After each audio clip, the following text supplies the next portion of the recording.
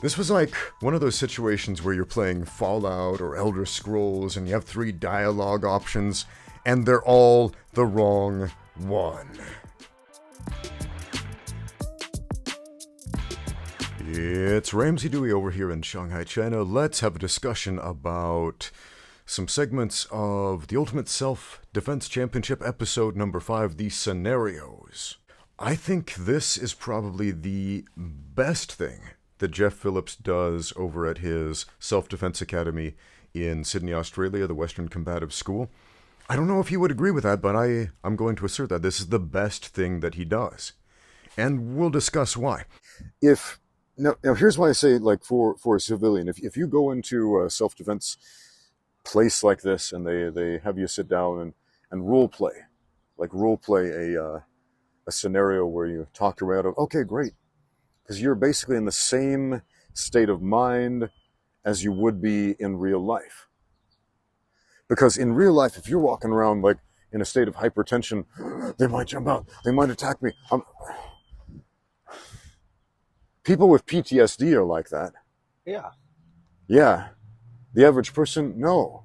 The average person's walking along, minding their own business, feeling pretty normal. Some dude jumps out and attacks and, okay, then they're probably going to freeze.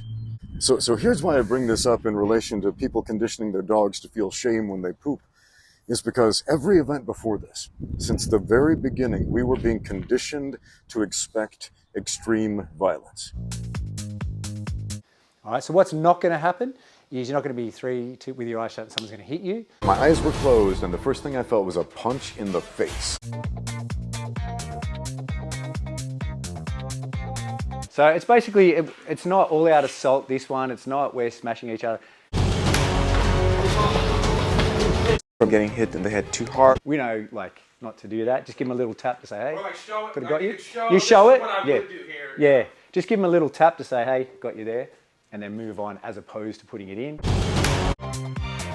And it's just MMA rules, more or less. Like, we're not stomping knees and ankles and stuff like that out. Just what you would expect in an MMA fight.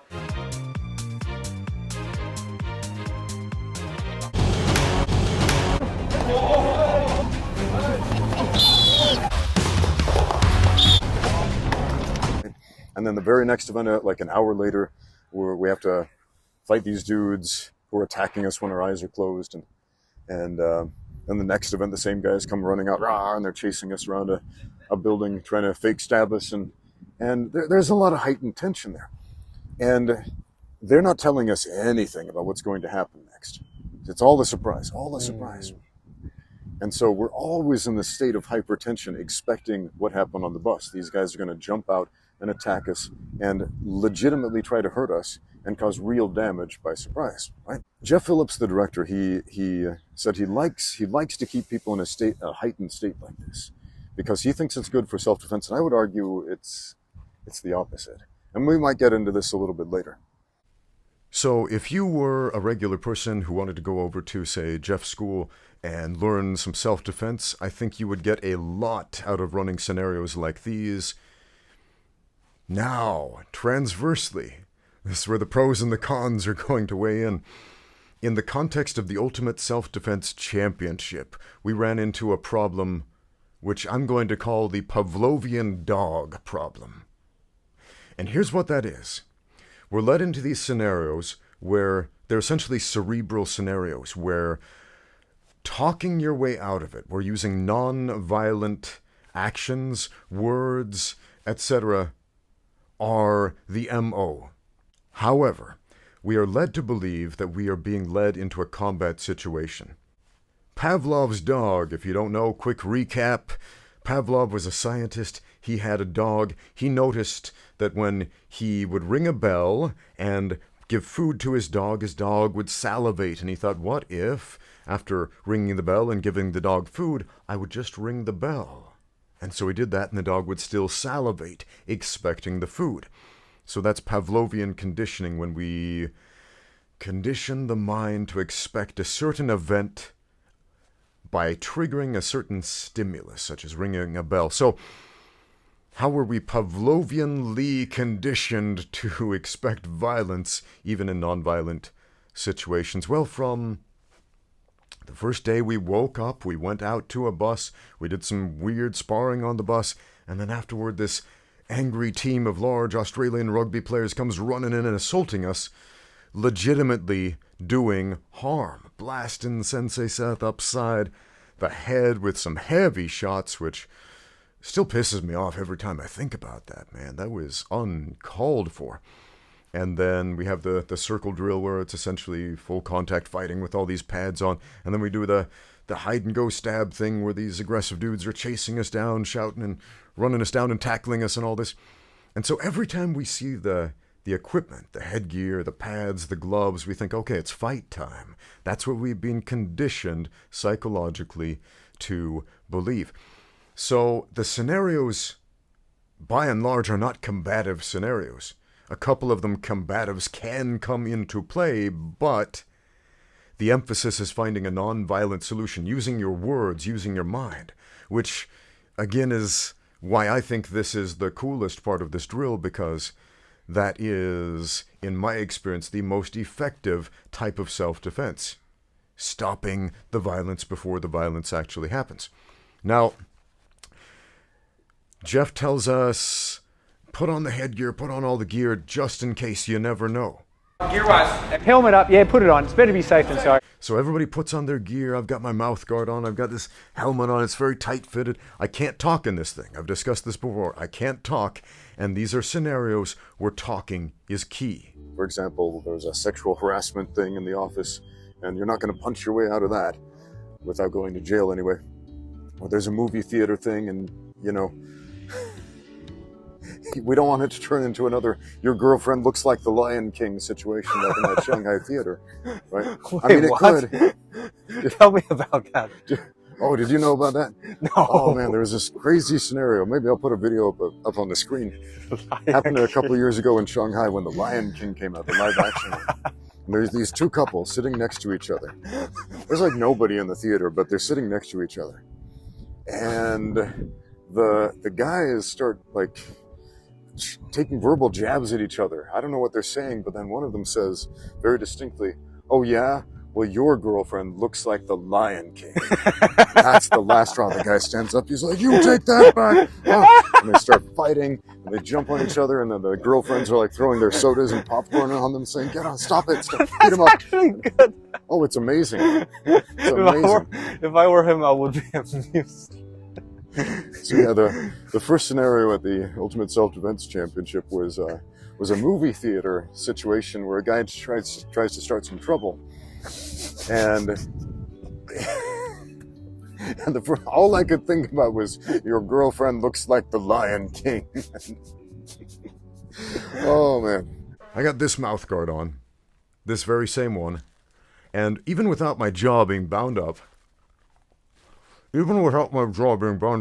trying to talk to a double mouth guard, as is normally, is quite difficult. Now, let's imagine if I got some ropes and I tied my jaw shut as tight as I physically can with ropes.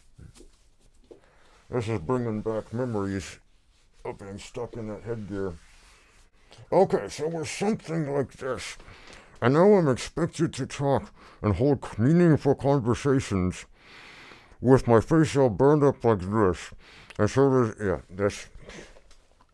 See how ridiculous that is?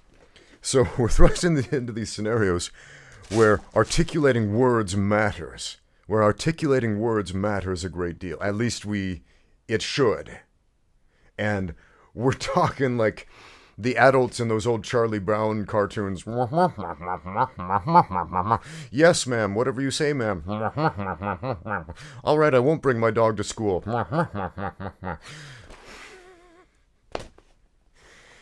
Showing my age right there. Do you remember the old Peanuts cartoons? Anybody? Anybody? I know there's like one 60-year-old dude who watches my channel. Probably does.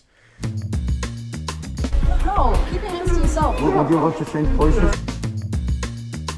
The poop man, oh boy. And they're both saying incoherent, crazy ramblings. They're talking like mental patients. I guess that's the scenario. Six worker? Sex worker? That's not what that scenario was. It was sex and it was bored. Sex worker. When she said, you're only bringing in $10,000 of revenue, that's like work in the streets. These drills, I believe, are brilliant. They're wonderful. The execution thereof in the Ultimate Self-Defense Championship to gamify and sportify it, and the Pavlovian conditioning preceding it was, yeah, a mess. So let's take a look at what happened. Whoa, this is not what I planned. It's not what any of us planned, Rokas. It's not what any of us planned. After competing in 4 different self-defense challenges in 2 days to see who will become the ultimate self-defense champion, the 6 YouTubers were beginning to feel the toll both from their bodies and minds. Right there. 28 seconds in. Do you see my face? Do you see that face? That is the face of not so much damage from the challenges, it's damage from sleep deprivation.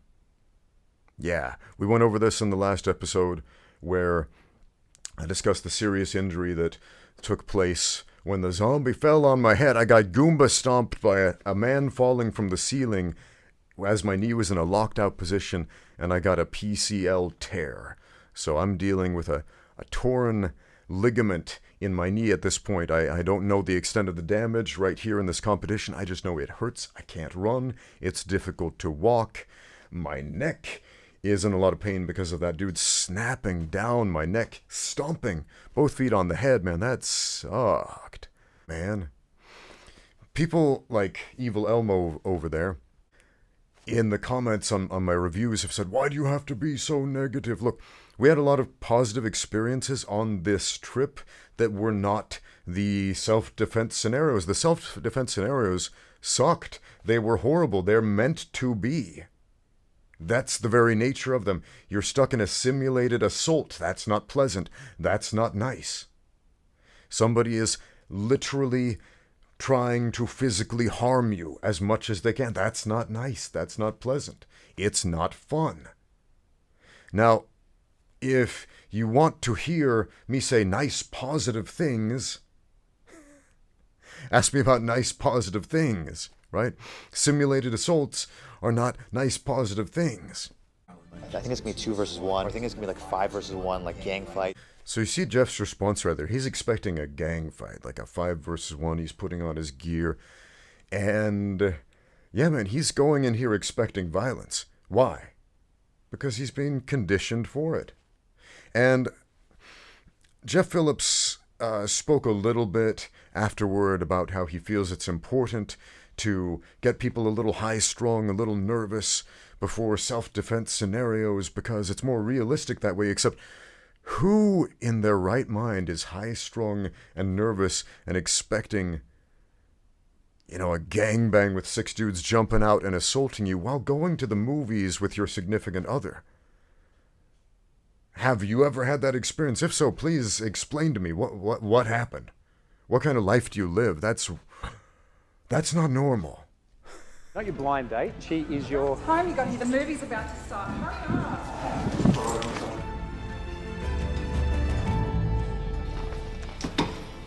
Have you seen like the first in the series? No, I haven't. The devil sits Okay. So we have all of these guys. They're all geared up. Jeff is expecting violence. The dude wearing the gear sits down. Oh, that's interesting. Because MJ right there, she says to Jeff, this whole place is empty. I don't remember if she said that to me. In retrospect, if she did, I should have picked up on that. But I don't think she said that to me. But she did say that to Jeff, implying that they could have moved seats, moved to anywhere else. Moved a few seats down. And that would have solved the problem instantly. Maybe that was the ideal solution that nobody thought of. Expecting the guy to just push me, and then we would fight on the seats. So he slaps the girl on the thigh. Jeff changes seats. I did the same thing. The fact that you're touching him. What are you like? Yeah, but you can't just like the whole cinema is empty. And MJ is the instigator of violence here.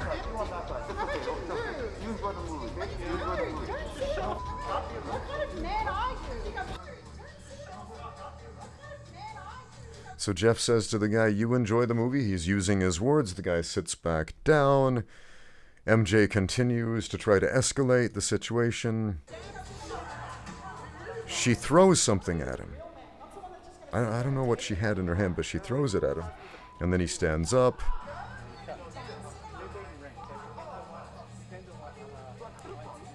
They walk off.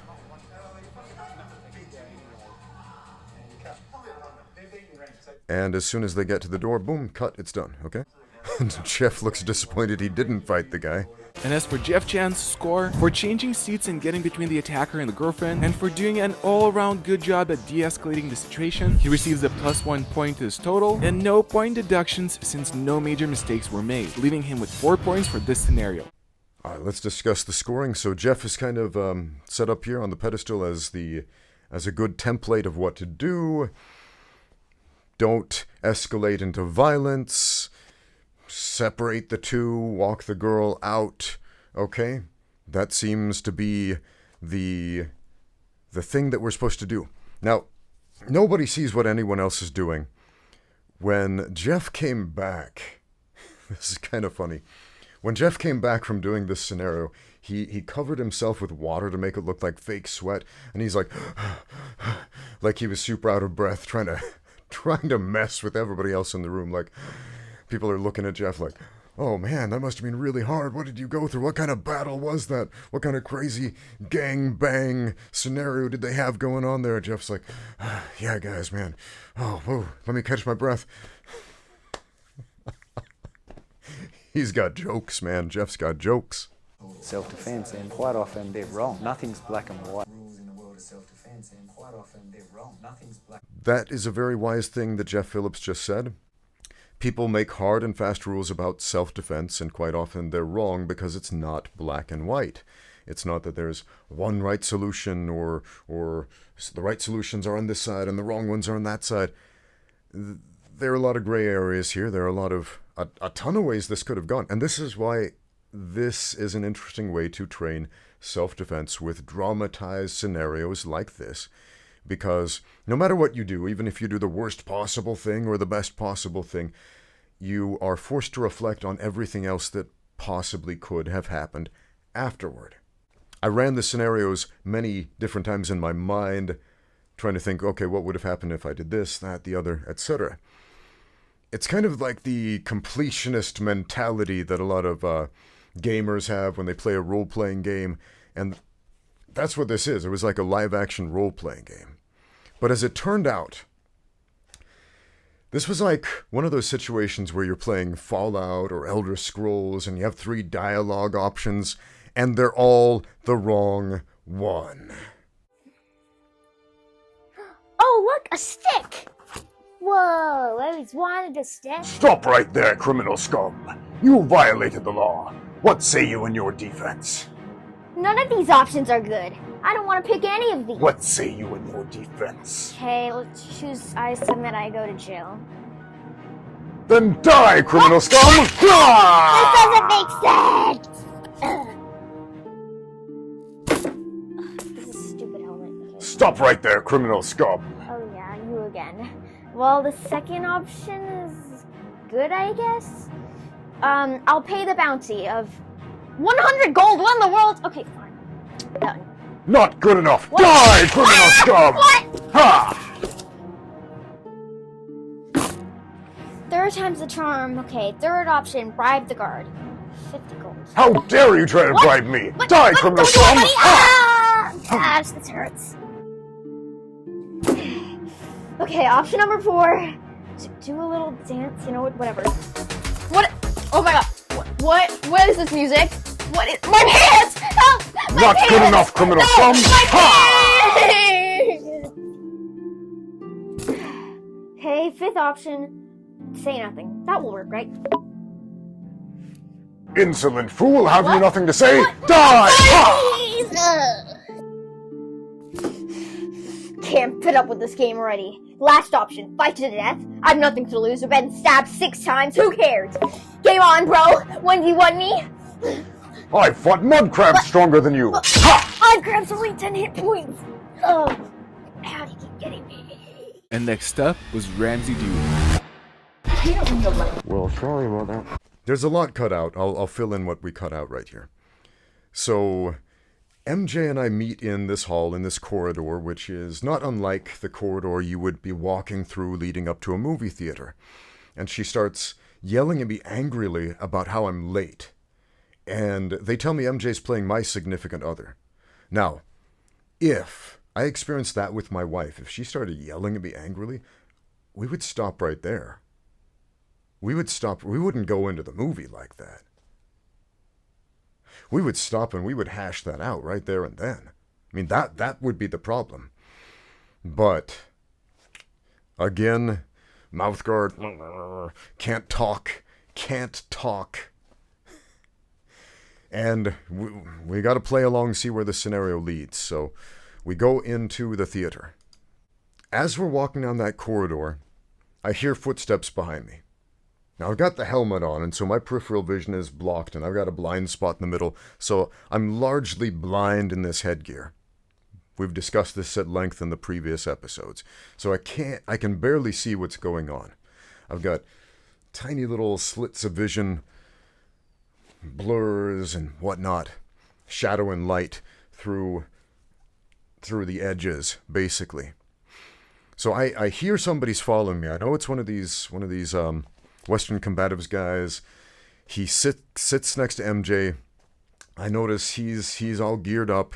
There are people in front of us, like, I don't know, 5 or 6 of them wearing the protective gear too. There's a crash mat in front of us. And I'm thinking, so he's probably going to instigate violence, and then these other dudes are going to jump on us. They're going to attack. This is going to turn into a gangbang, just like Jeff expected also. And everything up to this point has conditioned me mentally to expect this result. And so I take my focus off of MJ once again, who is in a really foul mood. Her character is in a really foul mood. Her real personality is just wonderful, charming lady, right? But again, very good acting, which is essential for this type of drill. You need good actors. I remember as we're walking into the theater, the guy's right behind me. I turn around and I introduce myself to him. And I shake his hand like, hey, how's it going, man? I'm Ramsey. I tell him my name. Why did I do that? This is something I do in real life. When I'm around strangers, I introduce myself like this in a situation that may be potentially compromising. Why? To humanize myself. When people know your name, when they've spoken to you, when they've heard words. Of course, when I said, who knows what he heard? But let's pretend for a moment this is real. This is something I do in real life. I introduce myself to people. If I'm sitting next to a stranger, we're not going to be strangers for much longer. I'm not a Catholic, but I want to talk about my experience visiting Catholic churches. They have this thing, I don't know what it's called in Catholicism, but this thing in the middle of their meetings where the preacher stops preaching and he basically says, hey, introduce yourself to your neighbor, and they all look around and shake hands and introduce themselves. And I thought, that's kind of a cool thing. I went to a mass at a cathedral when I was like 17 years old and experienced this, and I thought, how interesting that these churchgoers, they come and go so much. It's a big public cathedral. They don't necessarily know each other, but it's important for them to introduce themselves to each other. And it's not like, I'm not saying that Catholics are going to jump out and start gang fights in the middle of a mass at their church, but no, I'm saying it's a very important social skill to be able to introduce yourself to other people. When you are humanized, when you become a person, a friend, essentially, they're a whole lot less likely to be antagonistic against you. They're going to be on your side. So yeah, mentioning this guy's laughing, he's happy, he's jovial, he's like the polar opposite of my significant other in this scenario. He laughs and he pats her knee like, oh, what about that part? That was funny. And she gets upset, like, hey, don't touch me, keep your hands to yourself. Oh, understandable. You have the right to not be touched by a stranger. MJ did not tell me that the theater was empty. She said that to Jeff. She didn't say it to me. If she said it to me, I probably, instead of saying, let's change places, I would have moved somewhere else. I'm coming here with a certain cultural bias, and that cultural bias is living in China. Here in China, there are lots and lots of people, the world's largest population. They have assigned seats in movie theaters. You can't just move to any seat you want. You have to sit in your assigned seat. And so the situation here, we have 2 tickets. We have seat A and seat B. We can switch seats with each other. That's fine. I can't go off into the nosebleed seats away from this guy. However, if MJ had told me, hey, this place is empty, I would have been like, let's just go sit somewhere else. And presumably that would have been the end of it. However, considering the way these actors are programmed, they probably still would have been throwing drinks at each other from across the room. Fight. At least he's got a message. MJ, oh man, she was the provoker. I'm sorry. How are we going to take this out? At least he's got a message. MJ, oh man. I've seen that sort of thing happen in theaters. So here we have a your girlfriend looks like the Lion King scenario, except it's the girlfriend hurling out the insults.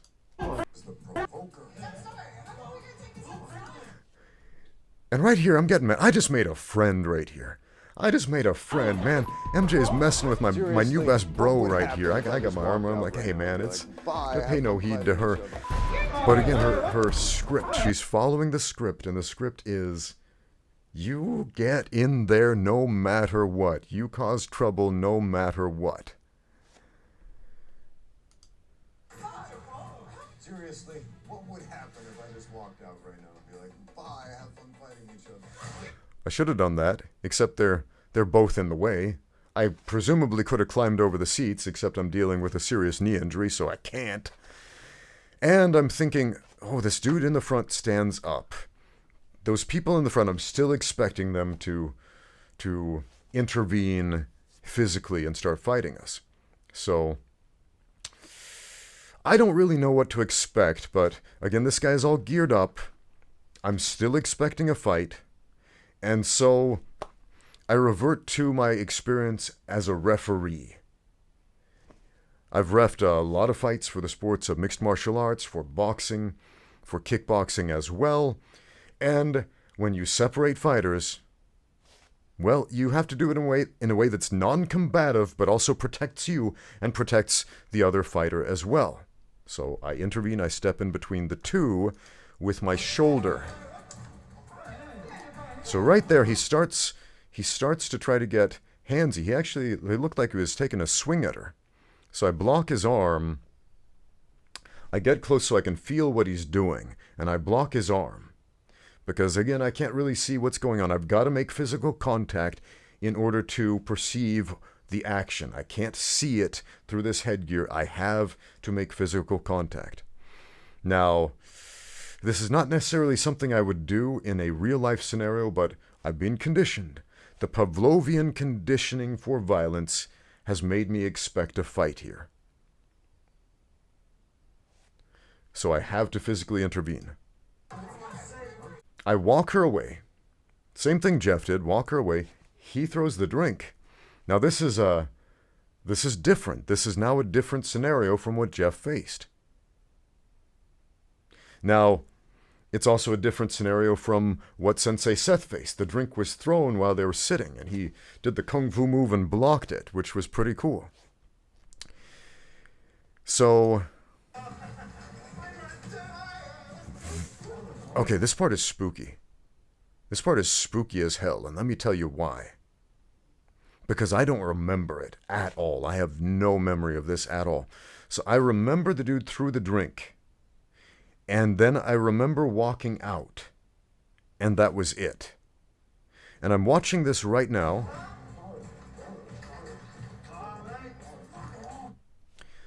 MJ runs back up. I don't remember that. I run after her. Well, I walk up after her. I can't run. I do not remember. I have no memory whatsoever of MJ going back to fight the guy. I don't remember following her. I don't remember separating them again. That is spooky as hell, man. I had some serious memory lapses back in 2011 after my last professional fight. My opponent, with loaded wraps, broke my skull in multiple places, blinded me in one of my eyes, left me with like a blind spot in the center of my vision, soft spot in my skull, and it left me with partial amnesia. Man, it was like, you ever see that movie Memento where the dude, spoiler alert, remembers everything backwards? Yeah, that's a spoiler alert because the movie is showing kind of backwards. But he can only remember long-term events. He has no short-term memory. So after a few minutes, he forgets. And so he has to tattoo clues of his life onto his body so he can look at them and be like, oh, I guess I need to go do that thing. The aftermath of that fight reminded me so much of that movie. It was creepy as hell, man. I forgot friends. I forgot training partners. I forgot names. I forgot faces. People always ask me, how many pro fights have you had? I don't know. I can't remember. My Sherdog record isn't accurate. It has no record of any kickboxing, Muay Thai, or Sanda fights I've done. At least 10 of my MMA fights aren't listed there. I didn't own a camera back then. I only have a few short video clips and a few photographs of a few of those events. And some of those, I don't remember the fight. I got a picture, right here, this picture of me squaring off with this dude at a weigh-in after a press conference. I don't remember the fight. I don't remember if it was MMA, kickboxing, whatever. I don't remember who won, who lost. One of my coaches, one of my cornermen, what was his name? He was a good friend. I trained with him for years. I've got like all these Facebook memories about him. This is how I knew I forgot him. Terry, that's his name. I essentially had to get to know him ex post facto after the fight. He comes up to me in the locker room afterwards. He's like, hey, Ramsey, how you doing? I'm like, wait, who are you? It's me. It's Terry. What are you talking about? Who am I? I'm sorry. I don't remember you. Creepy as hell, man. One of the reasons I continued my YouTube channel, I've been doing this YouTube channel since basically the beginning of YouTube. But one of the reasons I picked it up again and one of the main reasons that I keep doing my YouTube channel is to remember. Because if I don't have a video record of my thoughts, my experiences, it gets easy to forget them. Blunt force trauma to the head is not a joke. It's not a game, man. I watched my grandmother devolve into dementia in her later years. I watched her forget me. This woman that I loved so dearly. One of my earliest memories.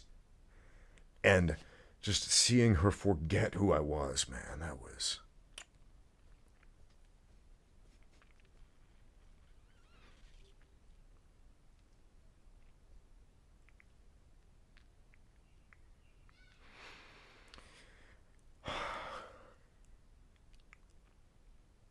I couldn't deal with that, man.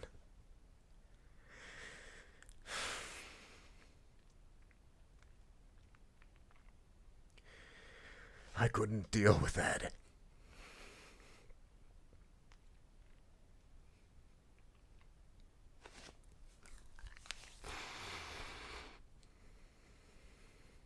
This is why this is spooky as hell, man. Might seem like a little nothing thing, like, oh, this is just a little thing I don't remember. I have no memory of that. At all. Like everything else that I've seen in these episodes. Yeah, I remember that part. This is a nice little jog down memory lane, and then all of a sudden, just boom, blank. Nothing.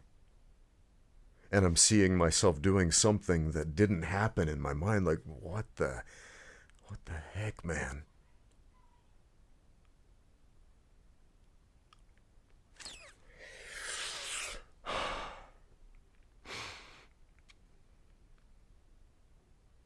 Another reason I make these videos is because, man, I want my kids to know who their father was.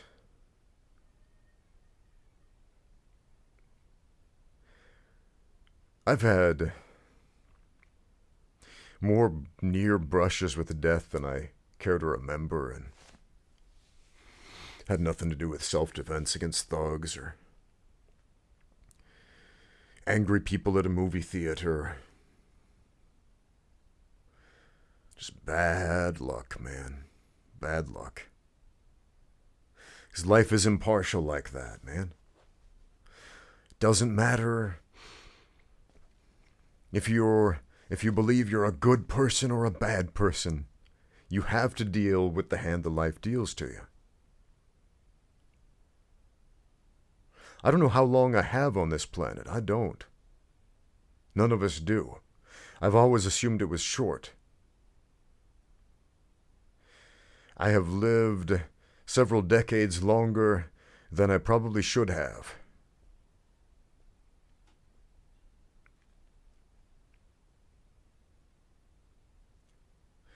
I usually try to make the most of it anyway.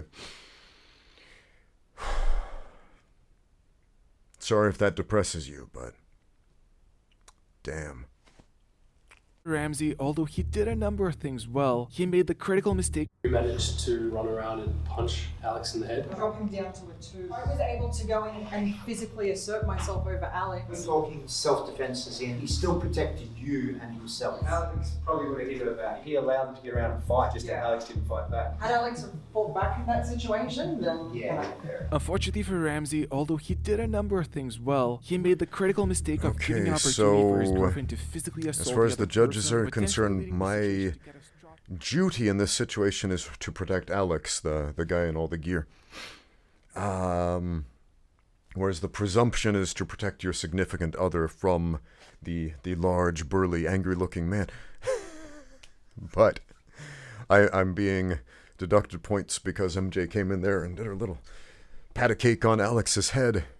I'm not going to disagree with that definition of self-defense that Jeff Phillips and his crew are offering right there, because self-defense is acting in defense of yourself, the health and safety of others, or your property, as far as the law goes in most jurisdictions of most countries. Again, yourself, others, or your property.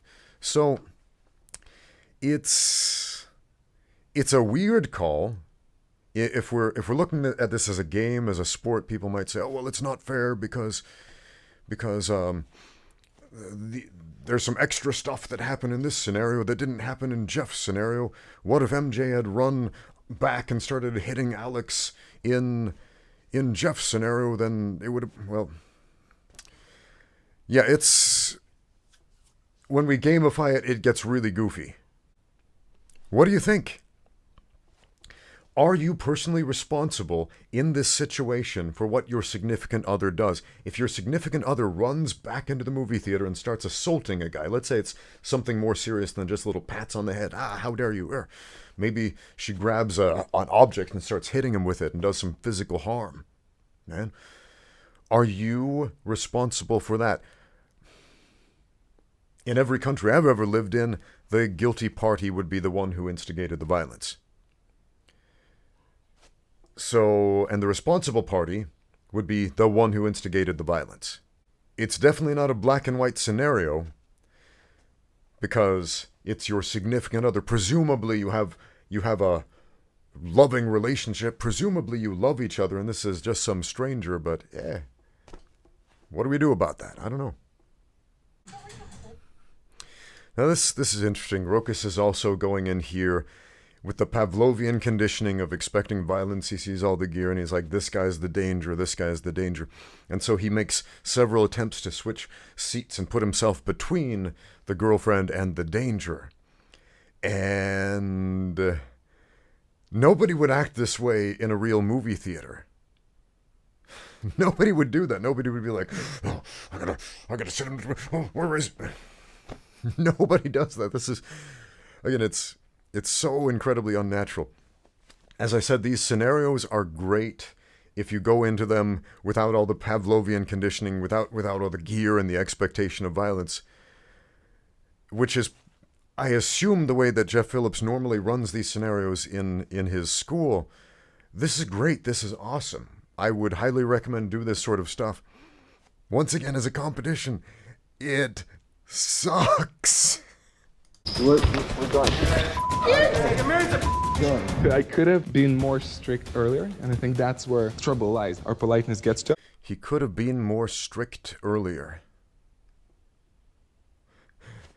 For my 1 or 2 female viewers out there, how would you feel if you're in MJ's shoes, for example? Maybe you're not as aggressive as she would be, but you're sitting next to a dude in the theater with your boyfriend or your husband, and this dude touches you on the leg with his hand. Maybe he's not trying to assault you or anything. He's just having a laugh, and he touches you on the leg. And you're like, hey, that's not okay. And your boyfriend essentially says, nope, I'm going to be strict with you. You sit here. I'm going to grab you. I'm going to care. I don't know. Maybe you're into that. But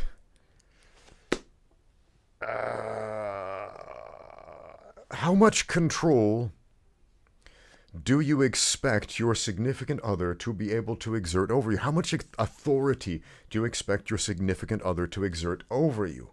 How much of that is actually right and justifiable?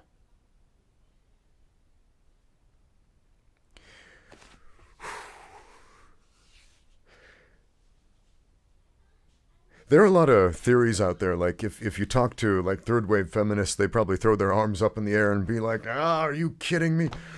Ooh, no,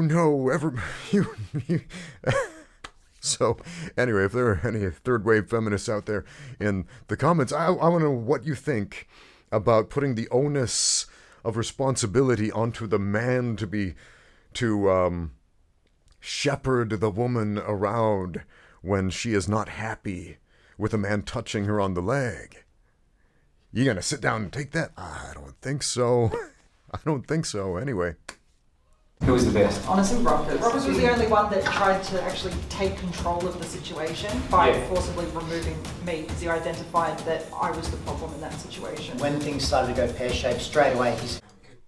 Let's stop for a minute. When things started to go pear-shaped. Let's talk about Australianisms for a minute. I have a lot of friends from Australia, since there's a lot of international flight between Shanghai and Sydney. I have a lot of friends from Sydney, and it was great to actually meet up with some of them outside of the events of the Ultimate Self-Defense Championship. I got to meet up with some of my friends. That was awesome, man. I got some stories about that I might tell you later. But Australians have such an interesting language. Like, you think it's English, and then you go there, you hear them talk a little bit, and they're like, all of a sudden everything went pear-shaped, and you're like, went what now? Oh, you whinging on me, mate? Am I doing what now? Anyway, it's like, they got so many weird expressions that are incomprehensible to English speakers outside of Australia. When everything goes pear-shaped, I assume he means what, like, maybe that's the equivalent to the American expression of when everything goes sideways. I don't know. Australianisms, gotta love them. I actually think, I honestly can't tell when they're just making up expressions on the spot and when they are long-standing cultural idioms. I can't tell, man. I don't know if they can either. There's just so much creativity in the Australian dialects of English that it's impossible to tell.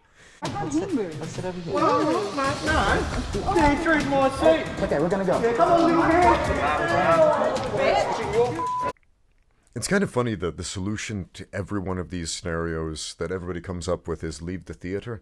And Matt left, like, immediately. I don't know how much was cut out, probably a lot, because if we watched the whole thing, Rokas' video would be like 2 hours long. But yeah, Matt was very quick to just leave. How many people do that in real life? You buy a movie ticket. These days, they're not cheap. And then some guy's like, hey, this is my seat. Would you just walk out of the theater like, I don't think most of us would. I think people just want to feel like they could defend themselves against real malice. Yeah. And sport fighting isn't always real malice. Yeah. There certainly are real malice in sport fighting. Sometimes. Like dudes like John Jones, they have bad intentions for their opponents. More often than not, it's guys who hype themselves up, and then afterwards they hug it out, and it's all good. They're friends. They're not enemies. They don't hate each other. There is no real malice there for, I would say, most combat sports competitors, in spite of the damage that they do. Well, recently, my landlord's maintenance worker illegally towed my car. It cost me around $300. If I go to small claims court to fight it, it will probably cost more than that and cost me time as well. But I still want to do it, man. And I think it's the same desire. The desire to defend myself against the evils outside, to right wrongs, to stand up for myself. I think that's the essential allure of street fighting. Yeah, that makes sense. That makes sense. I have a friend recently got a ticket for some silly reason, and of course he wants to go and fight that claim, and it's not a big amount of money, like it's pocket change really, but it's the principle. Everybody understands, they say, oh, it's the principle that matters. I'm doing this on principle. But what does that actually mean, right? The idea of, as you're putting it, defending yourself against genuine malice is an incredibly appealing and alluring idea. And that dog over there, why do dogs always do that when they poop? Oh, I missed it. They arch their backs and they look around, they've got this look of shame on their face. Like dogs that ordinarily have no shame at all, they'll eat their own poop, but as long as they're pooping, they'll look around like, don't look at me, don't look at me, don't watch. And it's comical. Anyway. Probably because the owners shame them for pooping in random places. Yeah, maybe. That's dogs true. are people pleasing. Dogs poop in the house and you're like, no, bad dog. Some people rub their noses in it for some reason, as if that works. And yeah, I think maybe that does instill that sense of shame in the dog. So then they look around like, don't rub my nose in it. No. Is it okay right here? That's that's a psychological connection of events that I think is also triggered in humans to a much more grandiose degree sometimes. I'll give you an example. So did you watch the Ultimate Self-Defense Championship?